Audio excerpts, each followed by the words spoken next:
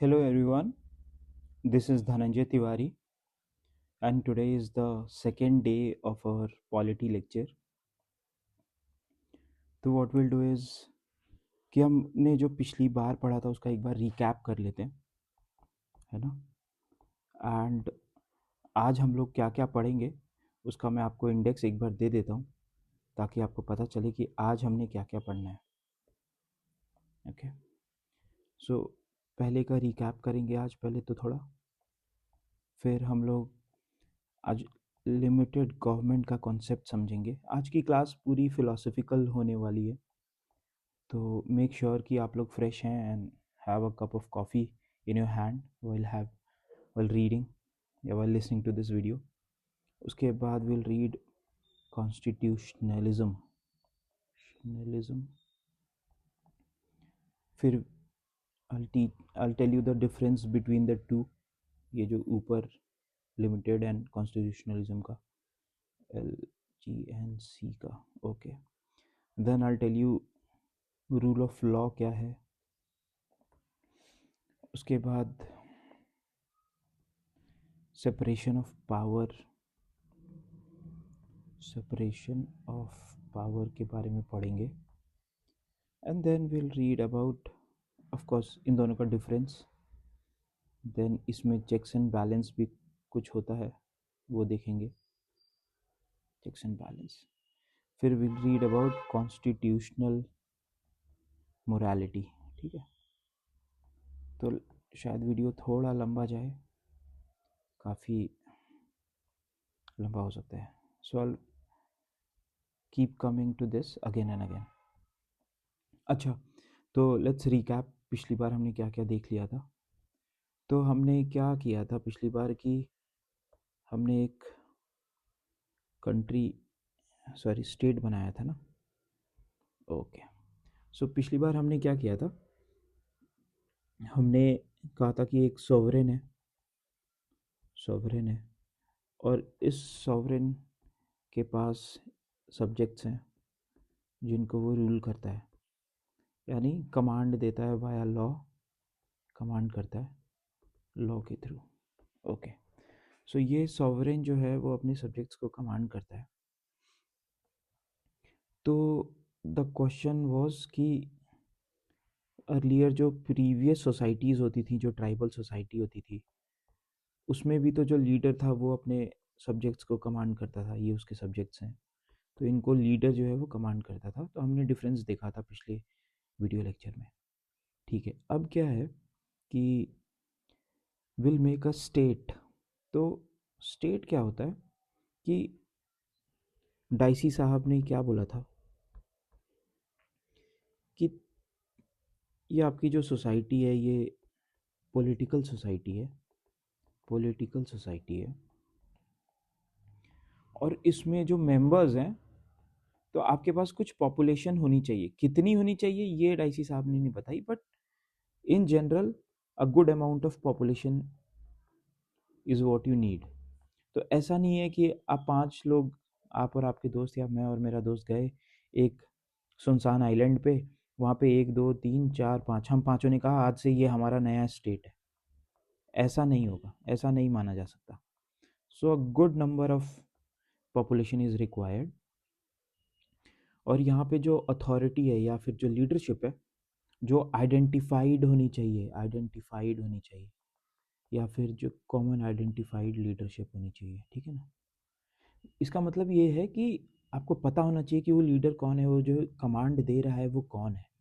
जैसे हवे में नहीं, ऐसा वेग कॉन्सेप्ट नहीं है ये, बिल्कुल आप उसको पिन पॉइंट, ऐसे फिंगर पिन पॉइंट कर सकते हो कि देखो वो रहा हमारा लीडर, या वो है हमारा सोवरेन जो हमें कमांड कर रहा है।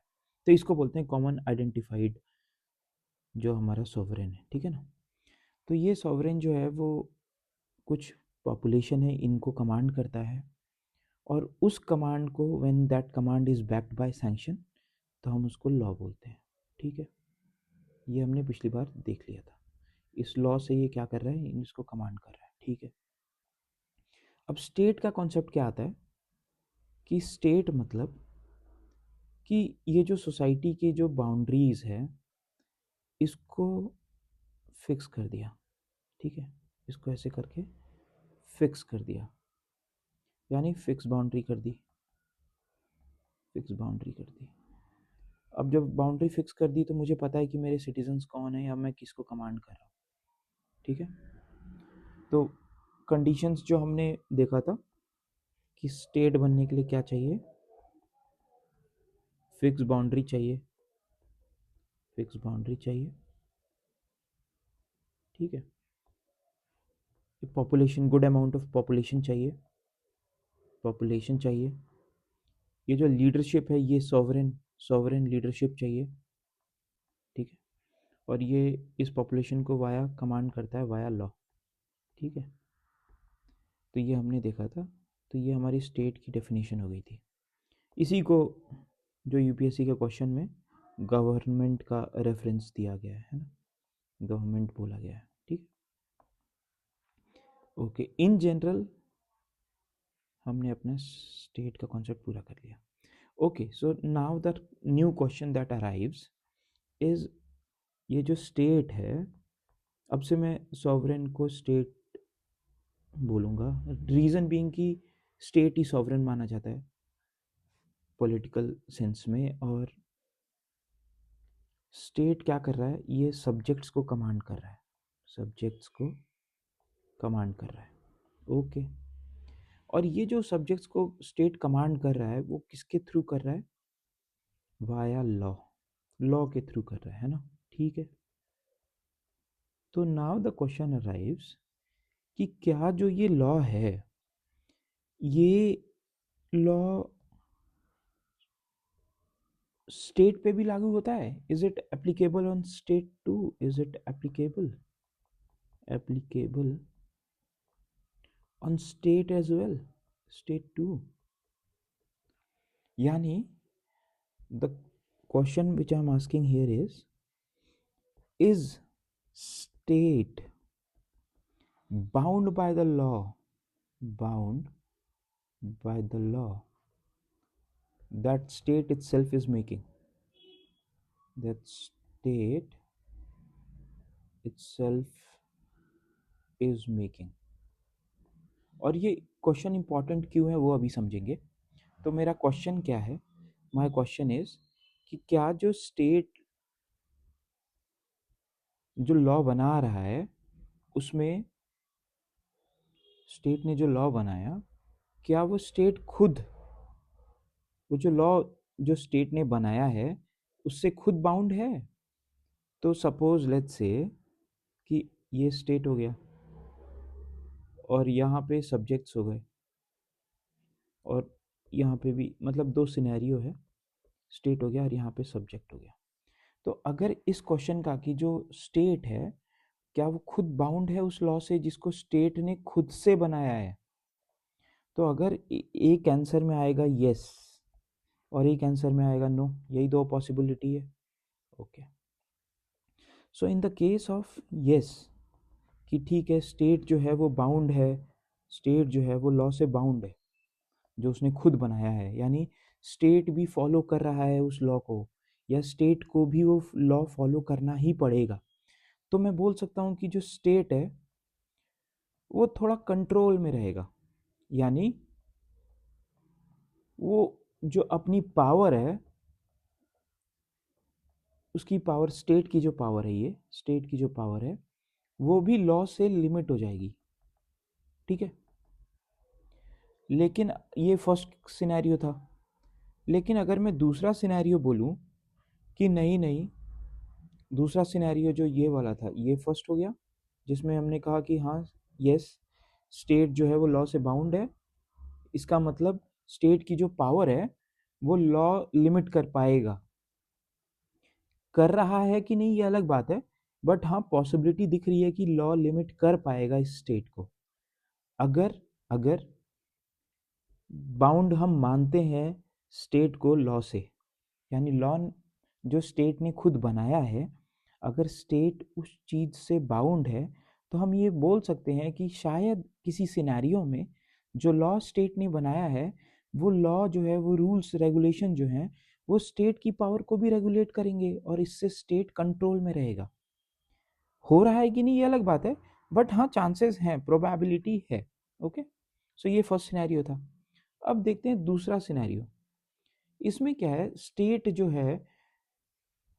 जो है ये खुद बाउंड नहीं है, यानी स्टेट जो है वो लॉ से सब्जेक्ट्स को कंट्रोल तो करता है, पॉपुलेशन को रेगुलेट तो करता है, पर खुद इस लॉ को नहीं फॉलो करेगा स्टेट।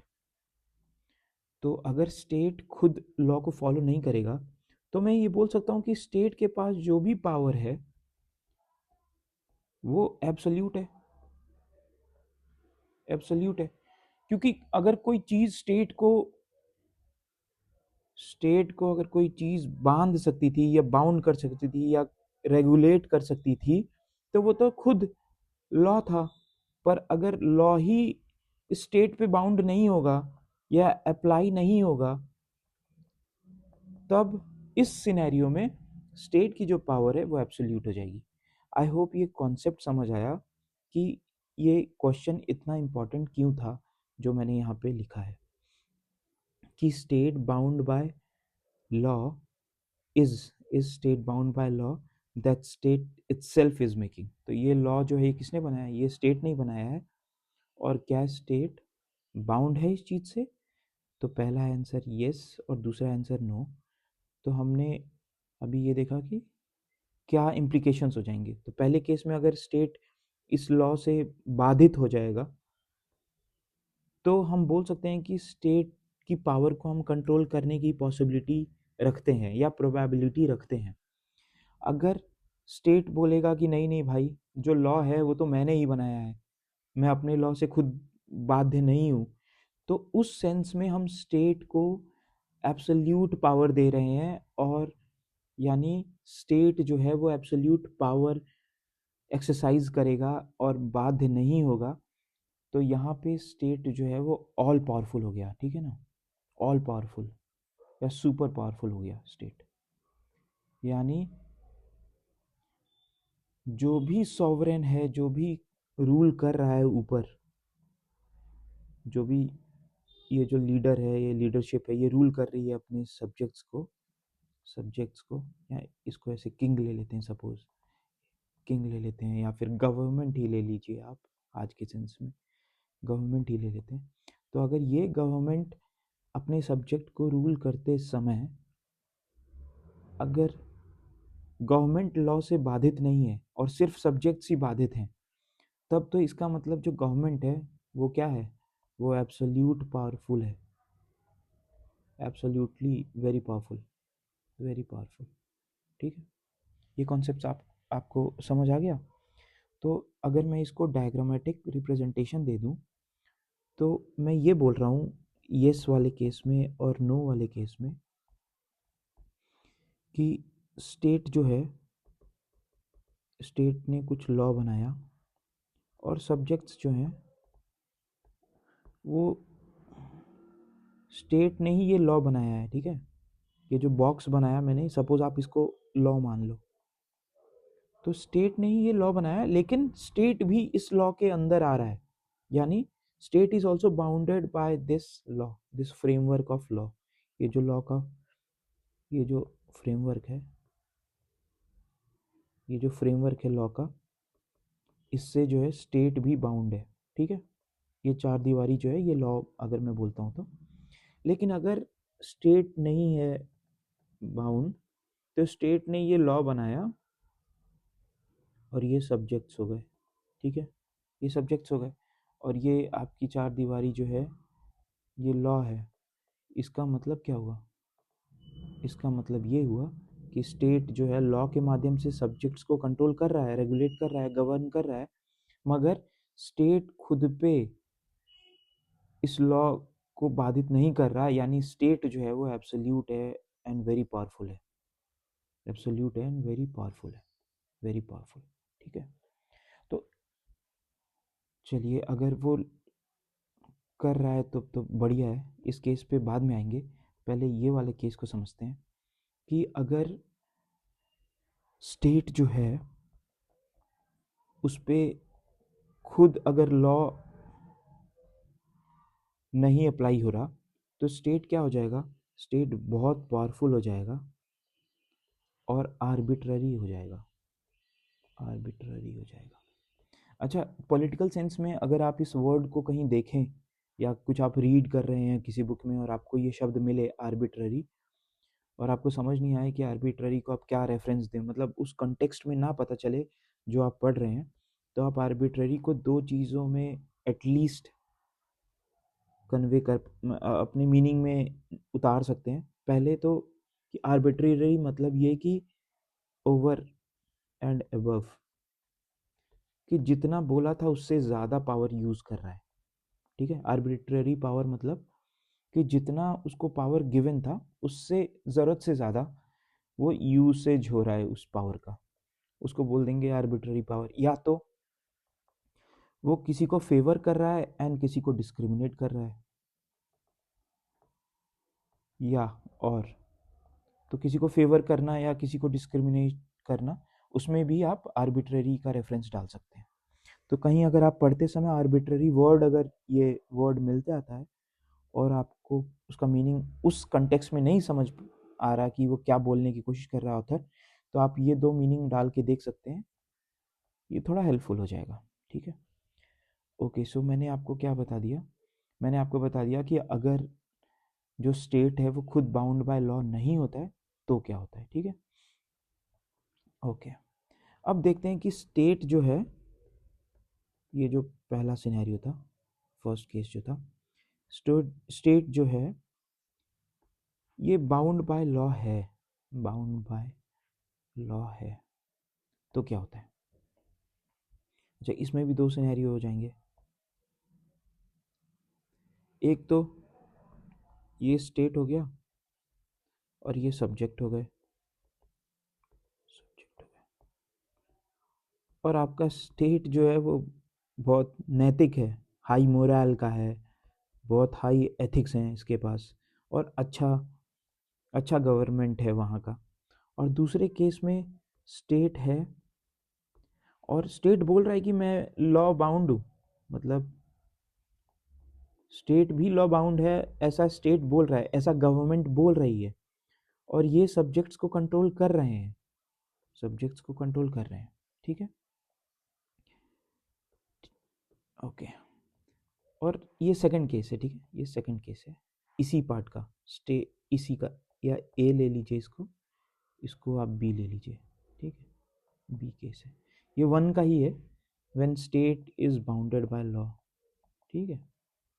ओके, तो यहाँ पे स्टेट ने बताया, और ये जो बाउंड्री है उसको मैं बोल रहा हूँ लॉ, है ना, ये जो चार दीवारी है जिस जो दोनों को रेगुलेट कर रहा है, इसको मैं लॉ बोल रहा हूँ। तो ये लॉ बाउंडेड है स्टेट, और इस लॉ के माध्यम से स्टेट ये बोल देता है, स्टेट क्या बोल देता है इस लॉ के माध्यम से, कि स्टेट ऑल पावरफुल है, ऑल पावरफुल। तब तब भी तो स्टेट के पास एक आर्बिट्ररी पावर आ जाती है, यानी सिर्फ ये बोल देना कि state is bounded by law is not correct in itself, मतलब सब्जेक्ट के हिसाब से या सिटीजन्स के हिसाब से।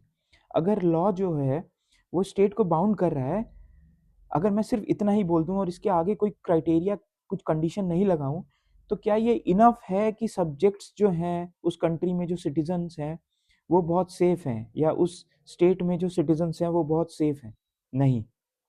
और इसका जीता जागता एग्जाम्पल है, चाइना ले लो या फिर रशिया ले लो। इसमें क्या होता है कि पुतिन या फिर जिनपिंग, इन लोगों ने ऐसा बोल के रखा है कि अगले 30 साल तक, सपोज लेट्स से कि अगले 30 ईयर्स तक हम ही प्रेसिडेंट हैं या हम ही प्राइम मिनिस्टर हैं। तो इसका मतलब इन लोगों ने क्या किया है, इन लोगों ने आर्बिट्ररी पावर इस्तेमाल कर लिया है, यानी लॉ को यूज करके ही उन्होंने अपने आप को ऑल पावरफुल बना लिया है। तो इसी हिसाब से क्या होता था, एक इसमें कॉन्सेप्ट आता है रेक्स लेक्स का एंड लेक्स रेक्स का। लेक्स मतलब होता है लॉ, रेक्स मतलब होता है किंग, ठीक है, किंग लॉ। तो इसका मतलब क्या होता है, ये बहुत इजी कॉन्सेप्ट है, इसमें ज़्यादा कुछ है नहीं। इसमें ऐसा है कि लेक्स रेक्स मतलब law is the king, law is the king, ठीक है। और ये क्या होता था, ये होता था किंग इज द लॉ, कि भाई साहब जो राजा ने बोला वही सही है। यानी पहले जब ट्राइबल पॉपुलेशन हुआ करती थी, उसके बाद मिडीवल एजेस आए, उस टाइम जो किंग होते थे वो ये रहते थे कि किंग क्या है, he is the representative of God. ऐसा आप लोग हिस्ट्री में पढ़ोगे, representative of God him itself, मतलब भगवान ने हमको ही भेजा है रूल करने के लिए, हम जो भी करेंगे वो सही करेंगे। समझ आया, आर्बिट्रेरीनेस इसमें थी कि रिप्रेजेंटेटिव ऑफ गॉड माना जाता था किंग को, king is the law, king ने जो बोल दिया भाई वही लॉ है, वही सही है ना, मेरा वचन ही है शासन। So this is the issue. तो इसमें क्या होता था, किंग जब तक मोरली बाउंड है, किंग एथिकल है, तब तो कोई दिक्कत नहीं है। अगले दिन कुछ हुआ, वॉर वॉर हुआ, किंग थोड़ा है ना पागल पागल हो गया, फिर उसने आर्बिट्ररी रूल्स लगा दिए। तो इसीलिए हम इस फॉर्मूले को नहीं मानते। हमको भाई चाहिए कि किंग भी कंट्रोल में रहे, और king should also be bound by law, ठीक। एक तो ये कॉन्सेप्ट है, और दूसरा है एक होता है रूल ऑफ लॉ, जो मैं बाद में आपको समझाऊंगा, या उसको बाद में ही रखते हैं, उसको बाद के लिए रखते हैं। ये आप कॉन्सेप्ट समझ लीजिएगा, ये कहीं ना कहीं आपको पढ़ने को मिलेगा। तो I just wanted to tell you कि आप लोगों को ये चीज़ पता रहे, लेक्स रेक्स रेक्स लेक्स क्या है, ठीक है। ओके, अब ये देखो, ये क्या था, state is bound by law. तो इसमें जो है स्टेट जो है वो खुद लॉ से बाउंड हो चुका है। तो ये जो लॉ है, ये जो, तो मॉडर्न फिलोसफी, मॉडर्न पॉलिटी में क्या हुआ कि ये जो लॉ हो गए, इनको ओरल या फिर रिटन कॉन्स्टिट्यूशन के फॉर्म में लिख दिया गया या बोल दिया गया कि भाई ये कॉन्स्टिट्यूशन मतलब क्या होता है, जैसे आप समझ लो कि कोडिफाई कर दिए रूल्स को, कोडिफाई कर दिए लॉज को। हालांकि यूके में कोडिफिकेशन नहीं हुआ है, बट लगभग लगभग हर जगह इधर उधर रूल्स जो हैं वो बिखरे हुए हैं, बट रिटन ही हैं वो भी। तो एनीवेज, तो कॉन्स्टिट्यूशन हमने बना दिया फ्रेमवर्क, और इस कॉन्स्टिट्यूशन के हिसाब से ये जो हमारा ये स्टेट है ये भी रन होगा, कैसे, कॉन्स्टिट्यूशन के हिसाब से यानी लॉ के हिसाब से, कोडिफाइड लॉ मान लो, कोडिफाइड या फिर अनकोडिफाइड भी मान लो, कोई दिक्कत नहीं है, अनकोडिफाइड। बट इसका मतलब ये हुआ कि कुछ लॉ रिटन है, नहीं कुछ लॉज अनरिटन है, लेकिन ये बेस्ड हैं कुछ कुछ चीज़ों पे, बेस्ड हैं कुछ कुछ चीज़ों पे, और ये बेस्ड हैं प्रिंसिपल ऑफ लीगैलिटी या फिर लॉ। आप ऐसे समझ लो कि ये लॉ के ऊपर बेस्ड है, और ये स्टेट जो है ये बाउंड है, और ये जो सब्जेक्ट है ये भी बाउंड है उस लॉ से, यानी कॉन्स्टिट्यूशन से। ये चीज़ समझ आ गई।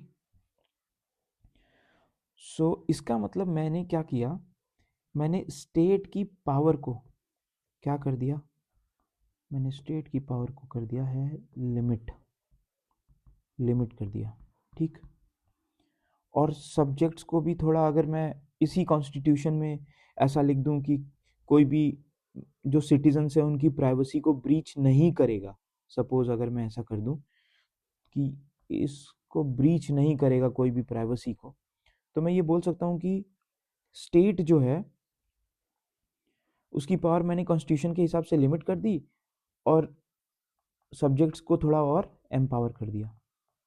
इस तरीके से मैंने क्या किया, मैंने स्टेट की पावर को गिरा दिया और सब्जेक्ट की पावर को थोड़ा बढ़ा दिया, और कॉन्स्टिट्यूशन से मैंने ये सब काम किया है और मैंने इस पूरे स्टेट को बैलेंस कर दिया, ठीक है ना। तो अब स्टेट जो है वो लिमिट हो गया है, अब वो आर्बिट्ररी नहीं रहा, आर्बिट्ररी नहीं रहा। आई होप ये समझ गए आप। ये थोड़ा टफ कॉन्सेप्ट है, मतलब टफ तो क्या ही है, थोड़ा अंडरस्टैंडिंग चाहिए इसमें कि हम कैसे कैसे स्टेट और सब्जेक्ट के रिश्तों को एक्सप्लोर कर रहे हैं और उसी हिसाब से हम सारी चीज़ों को देख रहे हैं, ठीक है। तो जब मैंने इस स्टेट को लिमिटेड कर दिया तो लिमिट कैसे करूँगा मैं, वाया कॉन्स्टिट्यूशन, कॉन्स्टिट्यूशन कॉन्स्टिट्यूशन तो इसको मैं बोलूँगा लिमिटेड गवर्नमेंट, लिमिटेड गवर्नमेंट। आई होप ये आपको समझ आ गया। मैंने स्टेट को लिमिट किया है वाया कॉन्स्टिट्यूशन, इसको मैं बोलूँगा लिमिटेड गवर्नमेंट। अच्छा, और ये वाला जो केस था ना, जैसे चाइना और रशिया में, कि लॉ को ही यूज़ करके या कॉन्स्टिट्यूशन में ही थोड़ा उस अमेंडमेंट करके चेंज करके अपने आप को ऑल पावरफुल बना लिया, तो इसमें तो फिर स्टेट लिमिटेड नहीं रहा। तब क्या करेंगे आप? यहाँ पे तो आप बोल रहे हो कि कॉन्स्टिट्यूशन जो है वो स्टेट को लिमिट कर रहा है, लेकिन स्टेट ने कुछ ऐसा किया कि कॉन्स्टिट्यूशन में ही कुछ चेंजेस कर दिए और अपने आप को खूब पावरफुल बना लिया। तो सिटीजन्स को या सब्जेक्ट्स को, कॉन्स्टिट्यूएंट्स को, तो वो आर्बिट्ररी रूल कर पाएगा। तो ये तो आपने कहा, एक एक साइड आप कॉन्स्टिट्यूशन को बता रहे हो कि कॉन्स्टिट्यूशन से हम स्टेट को लिमिट कर रहे हैं, दूसरे टाइप आप बता रहे हो कि नहीं नहीं, कॉन्स्टिट्यूशन में भी चेंज कर देते हैं। तो इसीलिए फिर एक कॉन्सेप्ट आता है रिजिड कॉन्स्टिट्यूशन, और एक आता है कि कॉन्स्टिट्यूशन जो है वो रिजिड नहीं है। ये सारी चीज़ें हम बाद में देखेंगे और ज़रूर देखेंगे, बट मैं आपको ये समझा रहा हूँ कि पॉसिबिलिटीज़ बताने की कोशिश कर रहा हूँ कि ये पॉसिबिलिटीज़ हैं, ठीक है। अच्छा, तो अभी तो आपको मैंने ये चीज़ समझा दी कि कॉन्स्टिट्यूशन आ गया हमारे पास। अब दूसरा कॉन्सेप्ट आता है जो बहुत ही इम्पोर्टेंट है। ये कॉन्सेप्ट है कॉन्स्टिट्यूशनलिज्म का, ठीक है। कॉन्स्टिट्यूशनलिज्म का, कॉन्स्टिट्यूशनलिज्म का, ठीक है। ये हाइफन नहीं होता, मैंने बस आप लोगों को समझाने के लिए लिखा है। अच्छा, कॉन्स्टिट्यूशनलिज्म, कोई भी चीज़, कम्युनिज्म, मार्क्सिज्म, इज्म जब भी आए ना, तो आप समझ लीजिए कि अभी हम किसकी बात कर रहे हैं, अब हम आइडियोलॉजी की बात कर रहे हैं, फिलॉसफी की बात कर रहे हैं कुछ, ठीक है। ये लेक्चर वैसे बहुत ही ज़्यादा फिलोसफिकल हो रहा है, बट कोई बात नहीं, it is very important to understand all this. और मैं आप लोगों को कॉन्स्टिट्यूशन के अपने इंडियन कॉन्स्टिट्यूशन के रेफरेंस नहीं दे रहा, आर्टिकल्स नहीं बता रहा, क्योंकि ये कोई ज़रूरी नहीं है कि इंडिया की कॉन्स्टिट्यूशन में ही ये सब लागू हो, ये किसी भी कॉन्स्टिट्यूशन में लागू होगा। इसलिए मैं फ़िलासफ़ी अलग पढ़ा रहा हूँ, और बाद में of course I go through the constitution of India and मैं आप लोगों को वो आर्टिकल्स ज़रूर रेफ़र करवाऊँगा। तो अभी हम कॉन्स्टिट्यूशनलिज्म पे आए हैं, और ये जो एक लाइन में मैं ये आपको बताऊं कि इसका मीनिंग क्या हुआ, तो इसका मीनिंग ये होता है कि adherence to the spirit of supremacy of constitution, supremacy of constitution, ठीक है ना, कि कॉन्स्टिट्यूशन सुप्रीम है, यानी सुप्रीम जो है वो कॉन्स्टिट्यूशन है किसी भी स्टेट का या किसी भी नेशन का, and not of, and state नहीं है सुप्रीम, ठीक है। स्टेट सुप्रीम नहीं है, कॉन्स्टिट्यूशन सुप्रीम है। इस कॉन्सेप्ट को क्या बोलते हैं? कॉन्स्टिट्यूशनलिज्म, ठीक है। ये धारणा कि कॉन्स्टिट्यूशन जो है किसी भी जगह की, वही सबसे ऑल पावरफुल है, वही सबसे स्ट्रांग है, वही मजबूत है, उसके थ्रू ही गवर्नेंस होगा, और ये कॉन्स्टिट्यूशन जो है यही रेगुलेट करेगा किसको? स्टेट को भी। कॉन्स्टिट्यूशन जो है ये स्टेट को भी रेगुलेट करेगा और ये सब्जेक्ट्स यानी सिटीजन्स या फिर कॉन्स्टिट्यूएंट्स या फिर सब्जेक्ट्स को भी रेगुलेट करेगा based on the principles written in constitution. इस पूरी फीलिंग को कॉन्स्टिट्यूशनलिज्म बोला जाता है। ठीक है, आई होप आप लोगों को ये चीज़ समझ आ गई कि कॉन्स्टिट्यूशनलिज्म क्या है। अब मैं थोड़ा रीड करूँगा और आप लोगों को एक्सप्लेन करूँगा कि बाकी जो थिंकर्स हैं, पॉलिटिकल थिंकर्स हैं, उन्होंने कॉन्स्टिट्यूशनलिज्म को कैसे समझाया है, कैसे बताया है। ठीक है, ये थोड़ा सा फिलोसफिकल है ऑब्वियसली ये लेक्चर, बट इससे बहुत क्वेश्चंस आते हैं प्री में, मेंस में, और आप इसको जहाँ भी रेफर करोगे, आपने कुछ आंसर लिखा और उसमें आपने जो टर्म्स है वो यूज़ किए, कॉन्स्टिट्यूशनलिज्म है, अगर ये टर्म यूज़ किया, या फिर आप उसको लिमिटेड गवर्नमेंट, आप उसकी आप फिलॉसफी बता रहे हैं किसी रूल को या किसी एक्ट को या किसी आंसर में लिखते समय, तो आपको ये चीज़ ऑफ कोर्स ये एग्जामिनेशन में आपको ये थोड़े नंबर्स ऑफ कोर्स ज़्यादा मिलेंगे। ठीक है, ओके, सो कॉन्स्टिट्यूशनलिज्म की बात करेंगे। ओ गॉड, कॉन्स्टिट्यूशनलिज्म है, ओके। ये चीज़ मैंने आपको समझा दी कि कॉन्स्टिट्यूशनलिज्म में क्या होता है कि अल्टीमेट पावर जो होती है, अल्टीमेट पावर जो होती है वो किसके पास होती है? कॉन्स्टिट्यूशन के पास होती है, और इस पावर से ही स्टेट भी गवर्न होगा और इस पावर से ही सिटीजन्स भी गवर्न होंगे। स्टेट मतलब यहाँ पे आप गवर्नमेंट समझ लो कि मॉडर्न फिलोसफी में या मॉडर्न पॉलिटिकल स्ट्रक्चर में। ठीक है, तो आपने क्या किया, एक स्टेट है उसको आपने जब बाउंड कर दिया कॉन्स्टिट्यूशन से, यानी कॉन्स्टिट्यूशन के हिसाब से ही स्टेट काम करेगा, तो आपने क्या किया है, अपने स्टेट की जो पावर है, स्टेट की जो पावर है इसको आपने रेगुलेट कर दिया है। यही मीनिंग हुआ, आपने स्टेट की पावर को क्या किया, रेगुलेट किया, यानी स्टेट जो है वो ऑल पावरफुल नहीं रहा, आपने इसकी पावर को कंट्रोल किया है। बस यही है एक्चुअल में, मतलब इसमें ज़्यादा कुछ है नहीं। कॉन्स्टिट्यूशनलिज्म का मतलब ही यही होता है कि व्हेन यू रेगुलेट और control the power of state and subjects via constitution, तो आपने कॉन्स्टिट्यूशनलिज्म का फॉलो अप किया है। ठीक है, और केसी वियर थे, ये एक एक्चुअली ये एक ऑस्ट्रेलियन हिस्टोरियन थे, और ये कॉन्स्टिट्यूशन बनाते समय जो भी कॉमनवेल्थ नेशंस थे जिन पे ब्रिटिशर्स ने रूल किया है, उनको बहुत इन्होंने एडवाइस किया था, एडवाइजरी जॉब था इनका या वर्क था।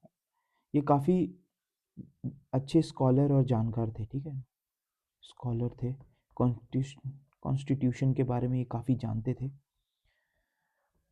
और इनके इन्होंने कॉन्स्टिट्यूशनलिज्म के बारे में कुछ कुछ बातें बोली थी, वो आपको मैं रीड कर देता हूँ, वो आप सुने, बहुत इंपॉर्टेंट है वो। तो कॉन्स्टिट्यूशनलिज्म में be taken to mean constitutional government, constitutional government. ठीक है, इसका मतलब a government which is controlled regulated by constitution. ठीक है, तो गवर्नमेंट कैसे फॉर्म हुआ है, कॉन्स्टिट्यूशन ने बताया है ऐसे फॉर्म होना है, और वो फॉर्म भी गवर्नमेंट का वैसे ही हुआ। Constitutionalism means something more than a government according to the terms of the constitution. It means government limited by the terms of constitution, यानी गवर्नमेंट जो है वो क्या हुआ है, limited by the terms of constitution.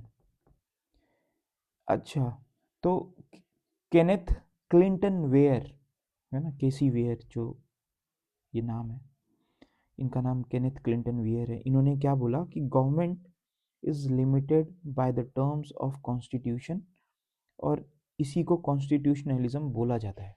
ठीक है, ओके। अच्छा, अभी इसका मतलब ये भी है कि ये जो कॉन्स्टिट्यूशन है इसने स्टेट को क्या किया, लिमिट कर दिया।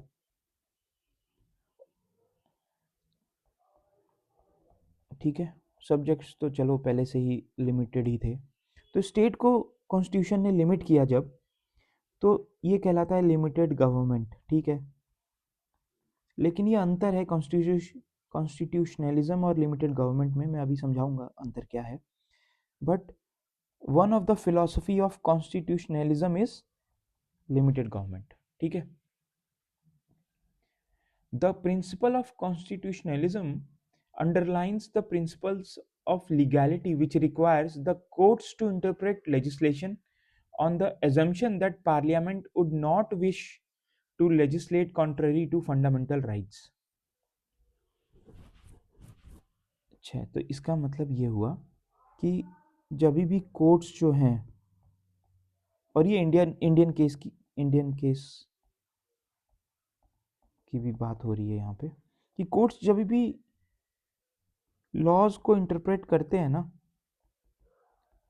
तो वो मान के चलते हैं कि स्टेट ने जो रूल्स बनाए हैं या जो लॉज बनाए हैं वो स्टेट ने गुड फेथ में बनाया है। Good faith in the sense कि स्टेट जो है वो फंडामेंटल राइट्स जो है सिटीजन्स के, वो ब्रीच नहीं करना चाहता। फंडामेंटल राइट्स मतलब जो बेसिक राइट्स समझ लीजिए अभी के लिए। तो इंडिया में जो कोर्ट्स हैं वो जब इंटरप्रेट करते हैं लॉज को, तो कोर्ट ऐसे इन जनरल मान के चलता है कि स्टेट जो है वो गुड फेथ में उसने लॉ बनाया है और जो फंडामेंटल राइट्स हैं सिटीजन्स के वो ब्रीच नहीं हुए। तो कॉन्स्टिट्यूशनलिज्म, तो अगर स्टेट ब्रीच नहीं कर रहा सिटीजन्स के राइट्स को, यानी वो लिमिटेड ही है, स्टेट लिमिट हो चुका है या स्टेट लिमिटेड वे में काम कर रहा है, इस चीज को बोला जाता है कॉन्स्टिट्यूशनलिज्म। अच्छा, कॉन्स्टिट्यूशनलिज्म एक मेजर बड़ा कॉन्सेप्ट है। ठीक है, ये फिलॉसफी है कॉन्स्टिट्यूशनलिज्म। ठीक है, ये क्या है, ये एक इज्म बोला ना, ये एक फिलॉसफी है। फिलॉसफी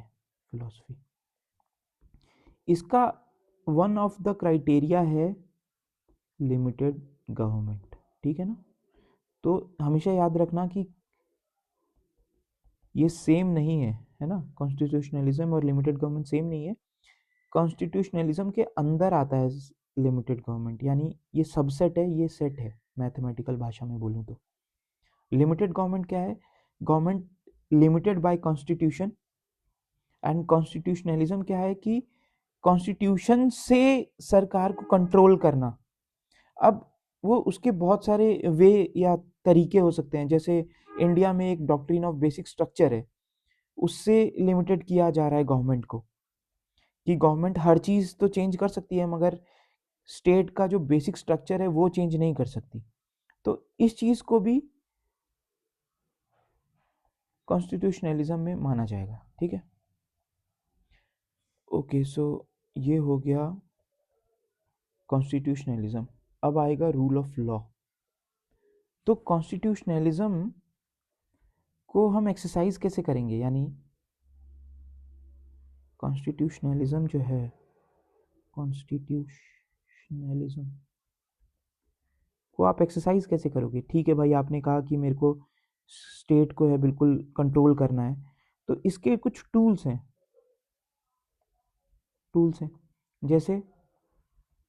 जैसे rule of law, separation of power, यानी हम स्टेट के जो पावर है उसको डिवाइड कर देते हैं। हमने कुछ चेक्स एंड बैलेंसेस बना लिए हैं कॉन्स्टिट्यूशन में कि हम स्टेट को कंट्रोल करेंगे। फिर कुछ चीज़ें होती हैं जैसे जुडिशियल रिव्यू मतलब स्टेट ने जो भी लॉ बनाया उसको कोर्ट जो है वो चेक करेगा कि भाई लॉ जो तुमने बनाया है वो कॉन्स्टिट्यूशन के हिसाब से ही बनाया है ना। ऐसा तो नहीं है कि लॉ कॉन्स्टिट्यूशन कुछ और बोल रहा है और तुमने लॉ कुछ और ही बना दिया। मतलब इमेजिन करो कि हमारी जो सरकार है वो एक लॉ बना दे कि नहीं नहीं, हम तो 25 साल के बाद इलेक्शन कराएंगे और तब तक हमारा जो रूल है वो चलता रहेगा, सपोज ऐसा। तो ये तो आर्बिट्ररी हो गया, ये रूल तो आर्बिट्ररी हो गया, ये तो मेरे कॉन्स्टिट्यूशन ऑफ इंडिया के हिसाब से नहीं है भाई। तो इसका मतलब कोर्ट क्या करेगा, कोर्ट जुडिशियल रिव्यू के माध्यम से इसको डिस्कार्ड कर देगा कि नहीं नहीं, ये रूल को हम नहीं मानेंगे, ये rule not up to the constitution of India. ठीक है, तो अब हम पढ़ेंगे rule of law. I hope अभी तक जो भी मैंने समझाया उसका एटलीस्ट 30-40% ही गायब हुआ है, 70% अभी भी इंटैक्ट है। ठीक है, थोड़ा कंफ्यूजिंग है ये टॉपिक और थोड़ा रिलेटेड भी है, बहुत ही क्लोज है, तो आप इसको एक बार ना वापस से भी देख सकते हैं। ठीक है, ओके। तो अभी हम पढ़ रहे हैं रूल ऑफ लॉ। ठीक है, रूल ऑफ लॉ। तो ये कॉन्सेप्ट को बहुत फेमस किया गया था एवी डाइसी के वर्क से 1885 में, जब इंडियन नेशनल कांग्रेस बना था। ये आप हिस्ट्री में पढ़ोगे। तो इमेजिन करिए कि जब हमारे कंट्री में, मतलब हम लोग गुलाम थे उस टाइम, जब हमारे कंट्री में एक नेशनल लेवल पे पॉलिटिकल पार्टी बन रही थी, तब इंग्लैंड में एवी डाइसी साहब रूल ऑफ लॉ का ज्ञान बांट चुके थे या बांट रहे थे।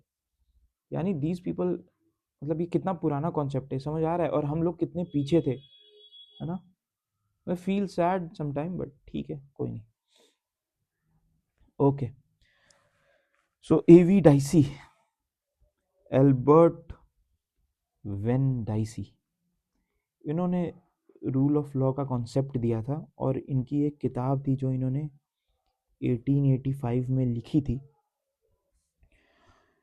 और इस किताब का नाम है introduction to the study of the law of the constitution, to the study of the law of the constitution. ठीक है, कॉन्स्टिट्यूशन। इन्होंने इस इस किताब में कॉन्सेप्ट दिया था रूल ऑफ लॉ का, रूल ऑफ लॉ का। अच्छा, रूल ऑफ लॉ में 3 चीज़ें आती हैं जो एवी डाइसी के हिसाब से बात कर रहा हूँ मैं। 1 2 3। A man can be punished, या उसकी प्रॉपर्टी या बॉडी को हार्म हो सकता है only with respect two distinct breach of law, इस रेफरेंस में। अच्छा, समझाऊंगा मैं ये क्या बोलने की कोशिश कर रहे हैं। दूसरा कि no man however powerful rich, कुछ भी किंग विंग जो हो, no man is above law. ठीक है, और तीसरा है कि constitution is result of the rights and liberties of rights and liberty of people, people as in citizens. ठीक है, ओके। अच्छा, मैं अभी इसको प्रॉपरली समझाऊंगा ये क्या है। तो एविडाइसी बाय रूल ऑफ लॉ क्या समझाना चाहते हैं। तो पहला ये समझाना चाहते हैं रूल ऑफ लॉ में कि exact I read the phrase, जो पूरा फ्रेज है कि the rule of law is that no man is punishable or can loudly be made to suffer. No man can be made to suffer in terms of body and property. अच्छा, property India में हम इतना मायने नहीं रखते, लेकिन property is a very important right. जैसे अभी जो BNS 2023 के हिसाब से भारतीय न्याय संहिता के हिसाब से आप अपनी या किसी की प्रॉपर्टी के डिफेंस में in fact you can cause any harm and to the extent of causing death, कि किसी को मैं इतना हार्म कर सकता हूँ कि उसको बहुत ज़्यादा हार्म हो जाए और उसको मैं डेथ भी कर सकता हूँ in order to protect property, ठीक है ना। तो ऐसा मतलब right to property is a very essential right. मैं बस ये कॉन्टेक्स्ट बताना चाहता था। ओके। तो no man can be made to suffer in body or goods except for a distinct breach of law. No man can be made to suffer except for the distinct breach of law. The distinct breach of law. Breach of law. और ये जो law होना चाहिए ordinary process से होना चाहिए, और जो कोर्ट होना चाहिए वो ऑर्डिनरी कोर्ट होना चाहिए। अभी मैं समझाऊंगा इसका मतलब क्या होता है। Let me just first read the court. Okay, so rule of law का मतलब ये है that no man is punishable or can lawfully be made to suffer in body or goods except for a distinct breach of law established in the ordinary legal manner before the ordinary courts of the law. तो ordinary legal manner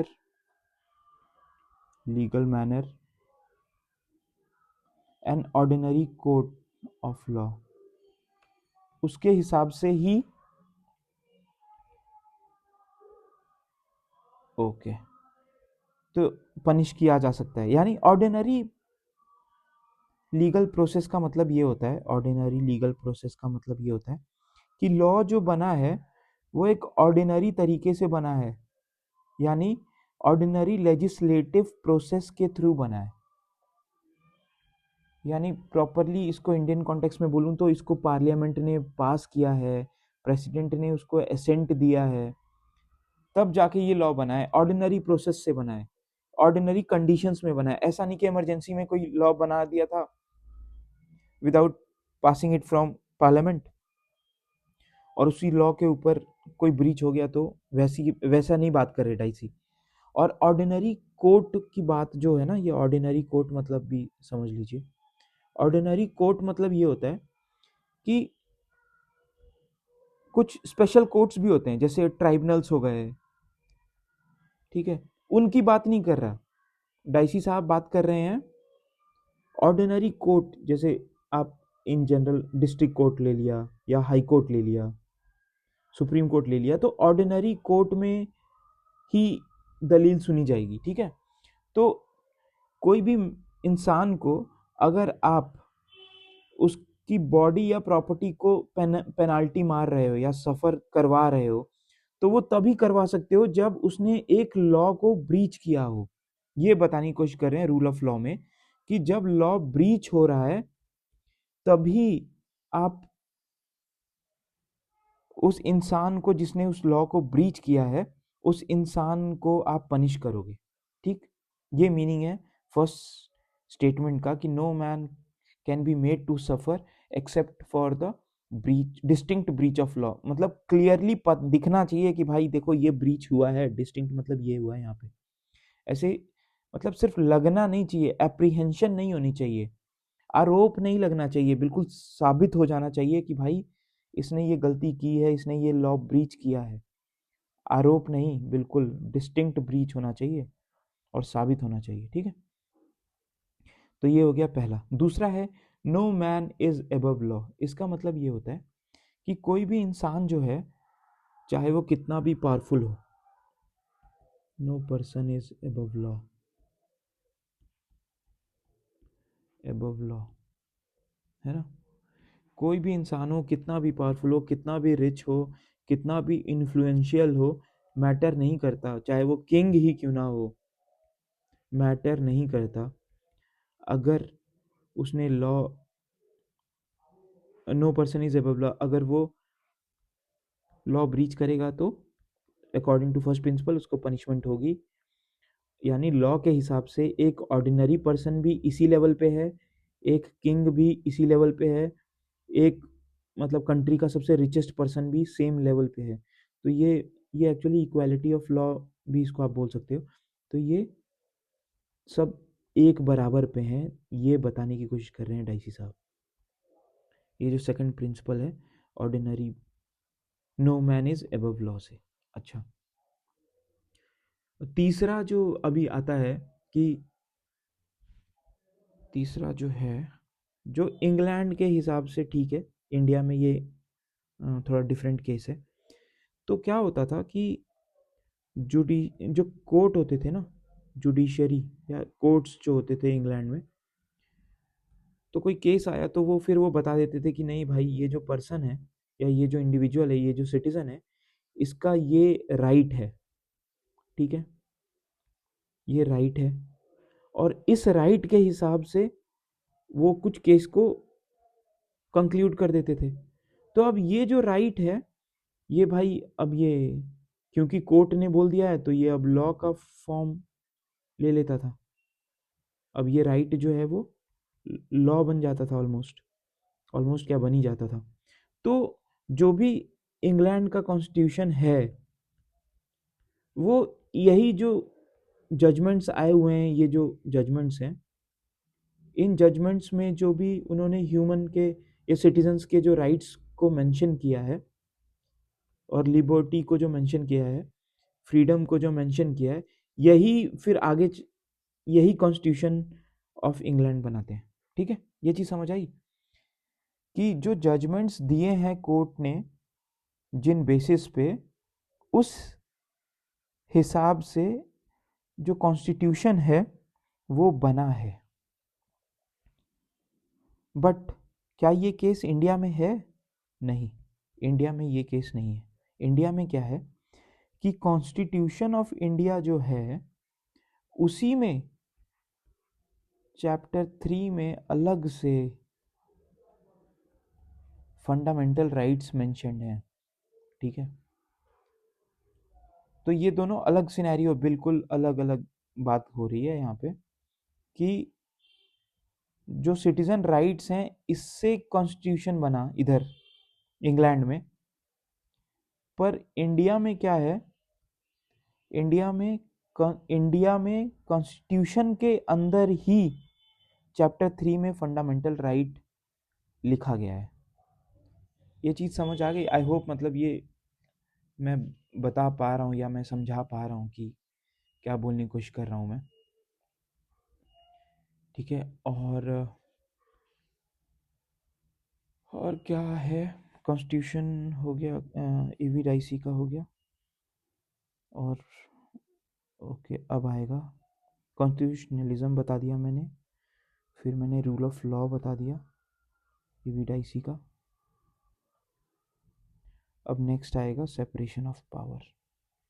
तो ये rule of law क्या कर रहा है कि इसका मतलब ये हुआ कि जो स्टेट है, वो स्टेट किसी को भी आर्बिट्ररीली नहीं पकड़ के जेल में डाल सकता है ना, फर्स्ट प्रिंसिपल के हिसाब से, अनलेस एंड अनटिल वो रूल ब्रेक करे। दूसरे के हिसाब से कि भाई जो गवर्नमेंट में जो लोग हैं, जो गवर्नमेंट ऑफिशियल्स हैं, उन पे भी वो लॉ, ऑर्डिनरी लॉ लागू होता है। ठीक है, ऐसा नहीं है कि वो उस लॉ से बच के निकल जाएंगे। ठीक। और तीसरा कि जो भी सिटीजन्स हैं, उनके पास वो राइट्स हैं, तो तुम कुछ भी नहीं कर सकते, यानी स्टेट जो है वो कुछ भी नहीं कर सकता, किसी को भी ज़बरदस्ती पकड़ के जेल में नहीं डाल सकता, ब्रीच नहीं कर सकता लिबर्टी को। ठीक है, स्टेट इन जनरल। तो ये कॉन्स्टिट्यूशनलिज्म में, तो आप समझ पा रहे हो ना, इस माध्यम से, रूल ऑफ लॉ के माध्यम से भी आप गवर्नमेंट को लिमिट कर पा रहे हो। ठीक है, अब तीसरा कॉन्सेप्ट आता है सेपरेशन ऑफ पावर। ठीक है, सेपरेशन ऑफ पावर। और ये मोंटेस्क्यू साहब ने, ये फ्रेंच ज्यूरिस्ट थे, French scholar, I think jurist थे, लेट्स मतलब ठीक है, क्या जाना उस डिबेट में। मोंटेस्क्यू, मोंटेस्क्यू, यू मोंटेस्क्यू, ये मोंटेस्क्यू साहब हैं। इन्होंने first time separation of power की बात की थी, और ये सेपरेशन ऑफ पावर में ये क्या बताने की कोशिश कर रहे हैं कि इन्होंने एक इनका जो काम है spirit of laws, spirit of the laws, ये इन्होंने कौन से, ये बहुत पहले लिखा था ये, आई थिंक हाँ 1748 में इन्होंने लिखा था। बताओ कितना हम ही पीछे रह गए इंडिया वाले, बाकी कंट्रीज में लॉ के ऊपर बहुत पहले से ही काम हो रहा था। एनीवेज, तो मॉन्टेस्क्यू जो है वो स्पिरिट ऑफ द लॉ में बताते हैं, सेपरेशन ऑफ पावर की बात करते हैं। ओके, तो हमारे हिसाब से जो हमारी अंडरस्टैंडिंग वो क्या है कि गवर्नमेंट जो है वो क्या करती है, यानी स्टेट जो है उसका क्या काम है, सब्जेक्ट्स को गवर्न करना। ठीक है, तो इस स्टेट के 3 ब्रांच हो जाते हैं। पहला ब्रांच वो है जो लेजिस्लेचर है, ये जो है ये क्या करते हैं, ये लॉ को बनाते हैं, मेकिंग। दूसरा जो ब्रांच है वो एग्जीक्यूटिव है, ये क्या करता है, ये लॉ को इम्प्लीमेंट करते हैं,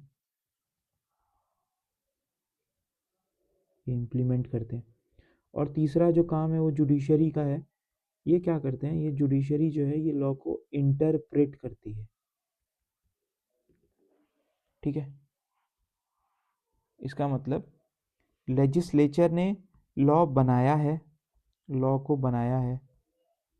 ठीक है, एग्जीक्यूटिव इस लॉ के इम्प्लीमेंट कर रही है ग्राउंड पे, इम्प्लीमेंटेशन करना ग्राउंड पे, ये एग्जीक्यूटिव का काम है। और जुडिशरी बता रही है कि भाई बताओ ब्रीच हो गया कि नहीं, वो इंटरप्रेट कर रहेगी लॉ को कि आपने कुछ लॉ को ब्रीच कर दिया, ऐसा बोल रहा है एग्जीक्यूटिव, लेकिन जुडिशरी ने बोला नहीं नहीं आप अपने लॉ के लिमिट में हो, आपने ब्रीच नहीं किया। तो ये इंटरप्रिटेशन का जो काम है ना, ये जुडिशरी करती है। ओके, तो इसको बोलते हैं डिवीजन ऑफ पावर। किसका? स्टेट की पावर को, स्टेट की पावर को क्या किया, डिवाइड कर दिया। क्यों डिवाइड किया? ताकि स्टेट जो है वो ऑल पावरफुल ना रहे, ऑल पावरफुल ना रहे। ठीक है, तो इसमें भी 3 प्रिंसिपल हैं, सेपरेशन ऑफ पावर के 3 प्रिंसिपल हैं। ठीक है, जो मॉन्टेस्क्यू साहब डिस्कस करेंगे। पहला कि कोई भी पर्सन है ना, एनी पर्सन, ये एनी ऑर्गन, तीसरा भी एनी ऑर्गन ही है, एनी ऑर्गन। ठीक है, ओके, तो कोई भी पर्सन जो है, सेम आदमी जो है, सेम मेंबर जो है, वो लेजिस्लेटिव, एग्जीक्यूटिव और जुडिशरी, ये सेम आदमी या तीन जगह नहीं रह सकता। मतलब ये किसी एक में ही रह सकता है, यानी वो जो मेंबर है, वो जो एक पर्सन है, वो या तो वो लेजिस्लेटिव में रह सकता है, या तो वो एग्जीक्यूटिव बन के रह सकता है, या वो जुडिशरी में बन के रह सकता है। कहने का मतलब ये है कि इमेजिन करो एक आदमी है, इसने एक लॉ बनाया, ठीक है, उसके बाद इम्प्लीमेंटेशन भी ये सेम आदमी ही कर रहा है, और फिर मान लो कुछ ब्रीच हुआ किसी से, तो उस जजेस का पैनल बैठा है, उसमें भी यही आदमी बैठा है, बताओ, जज भी यही है। तो तब तो कोई भी जो सब्जेक्ट है या कोई भी जो सिटीजन है वो तो परेशान रहेगा। ये आदमी जो है ये खुद ऑल पावरफुल हो जाएगा। ये समझ आया? कहने का मतलब कि कोई भी इंसान खुद लेजिस्लेटिव में भी है ऐसा नहीं हो सकता, एग्जीक्यूटिव में भी ऐसा नहीं हो सकता, जुडिशरी में भी है ऐसा नहीं हो सकता। ठीक है, नहीं हो सकता। वो या तो वो लेजिस्लेटिव का पार्ट है तो वो एग्जीक्यूटिव का पार्ट नहीं है और जुडिशरी का पार्ट नहीं है, या तो वो एग्जीक्यूटिव का पार्ट है तो वो लेजिस्लेटिव का पार्ट नहीं है, जुडिशरी का पार्ट नहीं है, या तो वो जुडिशरी का है, जज है, तो वो एग्जीक्यूटिव का पार्ट नहीं है, वो लेजिस्लेटिव का पार्ट नहीं है। कहने का मतलब कि एक आदमी 2 फंक्शंस नहीं कर सकता है, स्टेट के जो 3 डिवाइड होते हैं, स्टेट को जो हमने डिवाइड किया था यहाँ, तो एक ही आदमी इन तीनों बॉक्स में किसी एक बॉक्स में ही रह सकता है, ठीक है। या तो वो यहाँ रह सकता है, या वो यहाँ रह सकता है, या वो यहाँ रह सकता है। वो दो जगह नहीं रह सकता। वो लेजिस्लेटिव भी है, वो एग्जीक्यूटिव भी है, वो जुडिशियल में भी है, ऐसा नहीं हो सकता। या तो वो लेजिस्लेटिव है तो एग्जीक्यूटिव में नहीं है, जुडिशियल में नहीं है, या एग्जीक्यूटिव में है तो वो लेजिस्लेटिव में नहीं है, जुडिशियल में नहीं है, या वो जुडिशियल में है तो वो एग्जीक्यूटिव में नहीं है और लेजिस्लेटिव में नहीं है। आई होप ये चीज़ समझ आ गई कि सेपरेशन ऑफ पावर में मोंटेस्क्यू क्या बोलने की कोशिश कर रहे हैं। उनके पहला प्रिंसिपल यही था कि एक आदमी जो है वो ये एक आदमी जो है, ये फर्स्ट प्रिंसिपल था, वो तीनों जगह नहीं रह सकता, ठीक है। ओके, अब दूसरा प्रिंसिपल क्या बोलता है? दूसरा प्रिंसिपल बोलता है इंटरफेरेंस का। इंटरफियर नहीं कर सकते तुम, ठीक है, या फिर तुम कंट्रोल नहीं कर सकते, या फिर अननेसेसरी इन्फ्लुएंस नहीं कर सकते। यानी समझाता हूँ, ये लेजिस्लेटिव है, ये एग्जीक्यूटिव है, और ये जुडिशरी है। सपोज ये तीन ऑर्गन है स्टेट के। तो मोंटेस्क्यू साहब ये बोल रहे हैं कि लॉ मेकिंग की जब बात आएगी, ठीक है, लॉ मेकिंग की जब बात आएगी, तो जुडिशरी लेजिस्लेचर को, जो लॉ बना रहा है, उसको इन्फ्लुएंस नहीं कर सकता, इंटरफियर नहीं कर सकता उसके लॉ मेकिंग प्रोसेस में, या फिर कंट्रोल नहीं कर सकता लेजिस्लेटिव के लॉ मेकिंग पावर को। समझ आया? कहने का मतलब कि लॉ मेकिंग पावर जो है वो लेजिस्लेटिव का एक्सक्लूसिव पावर है। इसमें जुडिशरी या तो एग्जीक्यूटिव जो है ये इंटरफियर नहीं करेगा, कंट्रोल करने की कोशिश नहीं करेगा, या इन्फ्लुएंस करने की कोशिश नहीं करेगा जब लॉ मेकिंग की बात आएगी। यानी लेजिस्लेचर जो है वो लॉ अपने हिसाब से बनाएगा, कंप्लीट इंडिपेंडेंस के साथ बनाएगा। आई होप ये समझ आ गया। अब आते हैं एग्जीक्यूटिव पे। जब इम्प्लीमेंटेशन की बात आएगी, लॉ को, तो जुडिशरी नहीं बताएगा एग्जीक्यूटिव को कि भाई इम्प्लीमेंट कैसे करना है, क्या करना है। यानी इन्फ्लुएंस नहीं कर सकता जुडिशरी, या फिर कंट्रोल नहीं कर सकता, इंटरफियर नहीं कर सकता। सेम यहाँ पे भी है लेजिस्लेचर के हिसाब से। और सेम जुडिशरी जब जजमेंट्स दे रहा होगा या जजमेंट कर रहा होगा, तो फिर लेजिस्लेटिव नहीं आके इन्फ्लुएंस कर सकता, या एग्जीक्यूटिव इन्फ्लुएंस नहीं कर सकता, कंट्रोल नहीं कर सकता, इंटरफियर नहीं कर सकता इस प्रोसेस में। तो तीनों का अपना अपना प्रोसेस है, अलग अलग प्रोसेस है, और ये तीनों आज़ाद हैं अपने अपने फील्ड में अपना अपना काम करने के लिए। आई होप ये चीज़ समझ आ गई, ठीक है। तो मैंने फर्स्ट प्रिंसिपल समझा दिया कि सेपरेशन ऑफ पावर में एनी पर्सन या एनी मेंबर जो है, तो no member can be part of two organs of government, ठीक है। दूसरा है any organ can not interfere, control और इन्फ्लुएंस द अदर ऑर्गन। और तीसरा है ये पावर को असर्प नहीं कर सकता या पावर को छीन नहीं सकता, या तो ये परफॉर्म नहीं कर सकता दूसरे का काम, या तो एक्सरसाइज नहीं कर सकता दूसरे का काम।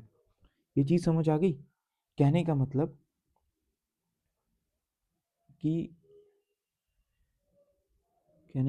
कि लेजिस्लेटिव जो है वो जजमेंट नहीं पास कर सकता, एग्जीक्यूटिव जो है वो रूल नहीं बना सकता, जुडिशरी जो है वो इम्प्लीमेंट नहीं कर सकती, या रूल मेकिंग नहीं बना सकती। एक दूसरे का काम ये लोग नहीं कर सकते। देखो दूसरे में क्या था ना, दूसरे में कंट्रोल, इन्फ्लुएंस, इंटरफियर की बात थी। इसमें परफॉर्मेंस और एक्सरसाइज करने की बात है पावर को, या दूसरे की पावर को छीन नहीं सकते, ठीक है। जुडिशरी नहीं बोल सकती कि अरे लेजिस्लेचर को डिसॉल्व करो, सारी की सारी कल से जो भी लॉ मेकिंग है वो हम करेंगे, ऐसा नहीं कर सकती जुडिशरी। या वो ये नहीं बोल सकती कि इम्प्लीमेंटेशन हम करवाएंगे, एग्जीक्यूटिव को डिसॉल्व कर दो, या वाइस वर्सा। तो इसमें क्या है ना, थर्ड पार्ट में मोंटेस्क्यू ये बता रहे हैं कि कोई भी ऑर्गन जो है वो दूसरे ऑर्गन का जो वर्क है उसको नहीं कर सकता, सब अपना अपना काम करेंगे, दूसरे की पावर, दूसरे की परफॉर्मेंस या एक्सरसाइज को वो छीन नहीं सकता। तो ये मोंटेस्क्यू बताते हैं सेपरेशन ऑफ पावर में। अच्छा, इसी से रिलेटेड है, सेपरेशन ऑफ पावर से रिलेटेड है एक कॉन्सेप्ट है, चेक्स एंड बैलेंस। इसमें क्या होता है कि ये लेजिस्लेचर हो गया, ये एग्जीक्यूटिव हो गया, ये जुडिशरी हो गई, ठीक है। अब देखो ये इंडियन केस में मैं आपको समझाऊंगा, इंडियन केस में, और इसका हम ऑफ कोर्स आर्टिकल्स भी देखेंगे। अब देखो जुडिशरी जो है, जैसे सुप्रीम कोर्ट में कितने जजेस बैठेंगे ये कौन डिसाइड करता है? ये पार्लियामेंट डिसाइड करता है, यानी लेजिस्लेचर, ठीक है। तो इसको बोलते हैं check and balance. Check and balance मतलब कि किसी की पावर जो है वो अल्टीमेट ना बन जाए, या वो ऑल पावरफुल ना हो जाए, कोई भी ऑर्गन ऑल पावरफुल ना हो जाए, इसलिए चेक एंड बैलेंस इंपॉर्टेंट है। आई होप ये चीज समझ आ रही होगी। जैसे इंडिया में PM, council of minister, they have to be the part of legislature, यानी अगर वो मिनिस्टर्स नहीं भी है, मतलब ये मैं कॉन्स्टिट्यूशन में दिखाऊंगा कि within 6 months they have to get elected, अगर वो पार्ट नहीं है इलेक्शन प्रोसेस का, या वो मिनिस्टर नहीं है, तो मिनिस्टर बनने के बाद उनको विद इन 6 months उनको बनना पड़ता है। यानी जो लेजिस्लेटिव है वो जो भी पावर एक्सरसाइज करेगी वो एब्सोल्यूट नहीं है। बजटरी सेशन होते हैं तो उसमें सवाल पूछे जाते हैं, तो ये भी एक चेक्स एंड बैलेंस का पार्ट हो जाता है। एग्जीक्यूटिव जो पीएम और काउंसिल ऑफ मिनिस्टर्स हैं, सपोज ये are responsible, these are responsible, Lok Sabha वैसे होता है, ठीक है। These people are council of ministers and prime minister, these are responsible to Lok Sabha, या ब्रॉड टर्म में बोलूं तो मैं पार्लियामेंट। तो इसका मतलब इनकी पावर एब्सोल्यूट नहीं है। There are things written in constitution of India जो हर एक की पावर पे कंट्रोल लगा रहा है, यानी किसी को भी एब्सोल्यूट नहीं बनने दे रहा या अल्टीमेट पावरफुल नहीं बनने दे रहा है, उसको हम बोलते हैं checks and balance. I hope ये चीज समझ आ गई। लेजिस्लेटिव जो है वो वही रूल्स बना सकता है जो बेसिक स्ट्रक्चर डॉक्ट्रिन, ये मैं ऑफ कोर्स बाद में बताऊंगा, डॉक्ट्रिन के अकॉर्डिंग होगा। एग्जीक्यूटिव जो है वो रिस्पॉन्सिबल है लेजिस्लेचर को या लोकसभा को बोला जाए तो।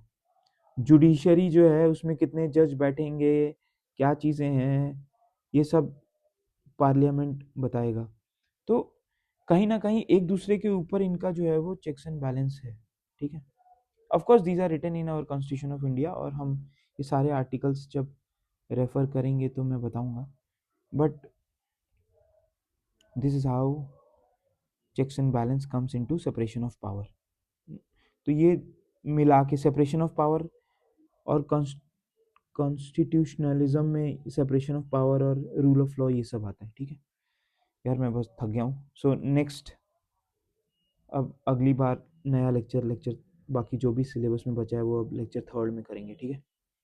Anyways, have a good day and happy new year, और जय भोलेनाथ, जय गौरा पार्वती। आप सब लोग खुश रहें, सुखी रहें। I bid you a bye here. Thank you.